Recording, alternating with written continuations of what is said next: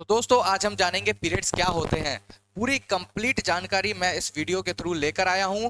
लड़कियों को जानना बहुत जरूरी है और लड़कों को भी जानना जरूरी है क्योंकि उनके घर में सिस्टर्स होते हैं और उनकी वाइफ होती है। तो पूरी डिटेल जानकारी के जरिए हम जानेंगे लड़कियों के अंदर क्या क्या क्रियाएं होती हैं जिसके थ्रू उन्हें 28th या 29th डे हर मंथ ब्लीडिंग होती है और क्या इसके पीछे का रीजंस रहते हैं।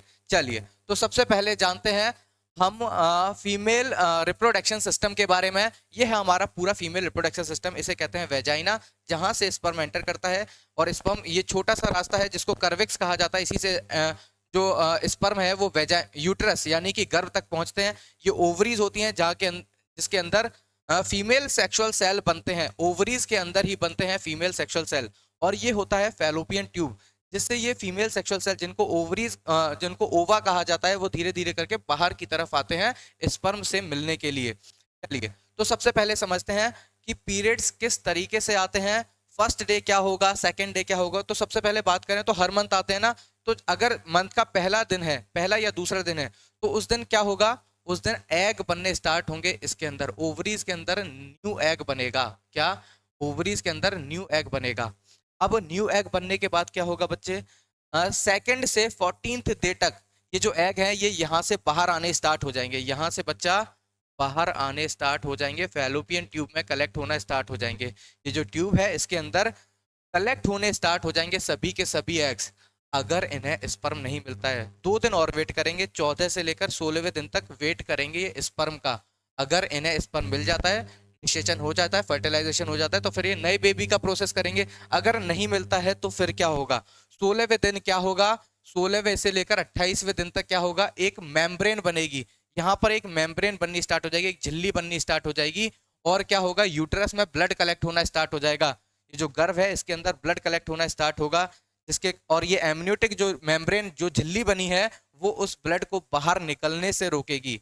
उसके साथ साथ स्वेलिंग आने लगती है यूट्रस के अंदर। यहाँ पर जो है यूट्रस आपस में यहाँ से अंदर फूलने लगेगा, आपस में स्वेलिंग आने लगेगी यहाँ पर। ठीक है, दोनों दीवारों पर क्या होगा, स्वेलिंग आने लगेगी। और ये जो ये जो ओवाज हैं वो यहाँ पर कलेक्ट होना स्टार्ट हो जाएंगे। अब जब ओवाज कलेक्ट होना स्टार्ट हो जाएंगे तो एक टाइम पर क्या आएगा, जब 28वां और 29वां दिन आएगा। किसी को 28वें दिन पीरियड्स आते हैं, किसी को 29वें दिन पीरियड्स आते हैं, और फिर वो 2-3 दिन तक चलते हैं। देन उसके बाद फिर से दोबारा से वही प्रोसेस स्टार्ट होता है। तो 28वें और 29वें दिन ये जो एमनियोटिक झिल्ली बनी है ये क्या होगा, ये ब्लास्ट हो जाएगी, ये फट जाएगी प्रेशर के कारण, क्योंकि ब्लड भी इकट्ठा हो रहा है, उधर से स्वेलिंग भी आ रही है।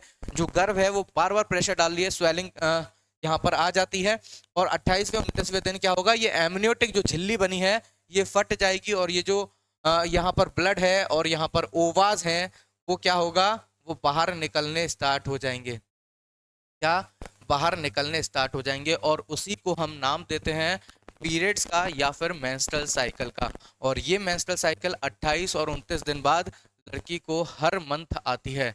और काफ़ी ज़्यादा पेनफुल इसलिए रहता है क्योंकि यहाँ पर स्वेलिंग आ जाती है यूट्रस के अंदर, तो वो पेन करने लगती है। ठीक है, बहुत ज़्यादा पेन होता है लड़की को उस टाइम पर।